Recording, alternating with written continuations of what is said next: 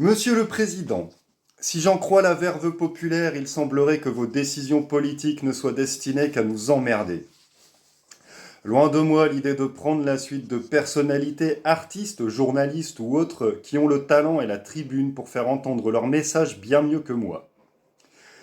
Néanmoins, c'est en tombant sur une lettre ouverte du chanteur-rappeur HK avec qui je partage la ville de naissance que je me rappelle que dans ces quartiers populaires dont les habitants se faisaient traiter de racailles par l'un de vos prédécesseurs et qui subissent aujourd'hui la violence de votre mépris, se trouve beaucoup de talent, mais surtout énormément de valeur et d'humanisme et donc d'espoir qu'il n'y a pas chez vous. Pour ma part, votre politique va bien au-delà de l'emmerdement. Depuis que je vous ai vu lancer votre marche à la rencontre des citoyennes et citoyens, vous vous étiez pris d'un rire nerveux devant une dame qui vous disait avoir des idées à exposer concernant l'économie, ou dire à un jeune ouvrier qu'il n'avait qu'à travailler pour se payer un costume comme le vôtre. J'ai été tour à tour inquiet, en colère ou atterré quand ces sentiments ne s'entrechoquaient pas tous trois dans mon esprit éploré. Atterré comme quand l'un de vos ministres se sert de la stratégie commerciale d'un supermarché pour parler de séparatisme comme le ferait un méchant de science-fiction. En colère quand je vous vois vous joindre à un autre de vos collaborateurs pour traiter de voleurs vos concitoyens et concitoyennes en nous accusant de détourner l'argent public pour acheter des télés.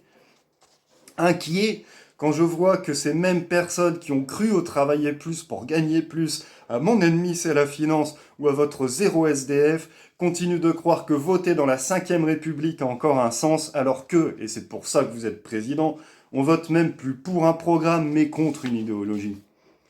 Je pleure en rédigeant cette lettre car je ressens le poids de mon impuissance face à un homme qui, ayant martelé le mot guerre quand nous devions être rassurés, s'est octroyé le droit de prendre toutes les décisions liberticides qui se justifient en temps de conflit.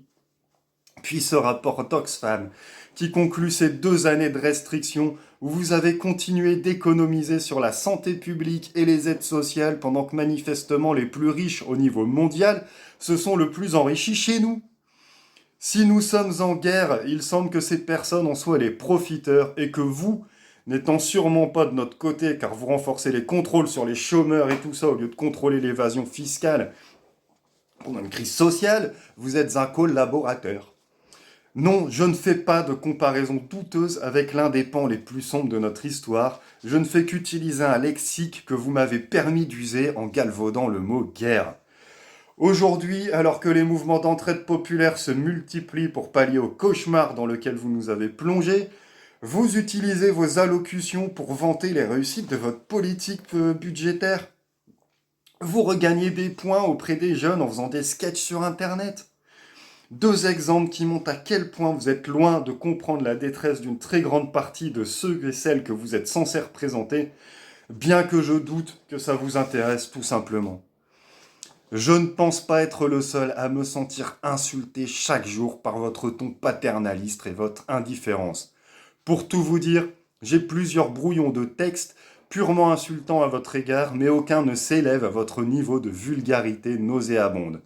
J'ajoute donc à cette lettre qui vient du cœur d'un citoyen une pièce jointe qui vient du cul de mon chien, afin que vous ayez une petite idée de ce que je pense de vos 100 euros contre l'inflation que vous nous balancez comme on refile une sucette à un sale gosse pour le calmer. Sachant que cette missive restera lettre morte, je la lis. Et ayant pitié pour le pauvre bougre ou bougresse qui aura la charge d'ouvrir ce courrier, j'ai bien emballé. Cependant, je ne saurais que trop vous conseiller de l'ouvrir et de prendre une grande inspiration afin d'avoir une vision de ce que vous nous faites ressentir chaque jour. J'ajouterai qu'à une époque, il y a des agriculteurs qui pouvaient déverser des tas de fumier devant les préfectures et sûrement peut-être devant l'Élysée, j'en sais rien. Vous serez le seul président de l'histoire, je crois, qui aura reçu un petit bout de caca. Bisous. Allez, comme l'a dit Rage Against the Machine, bring your shit in. Voilà.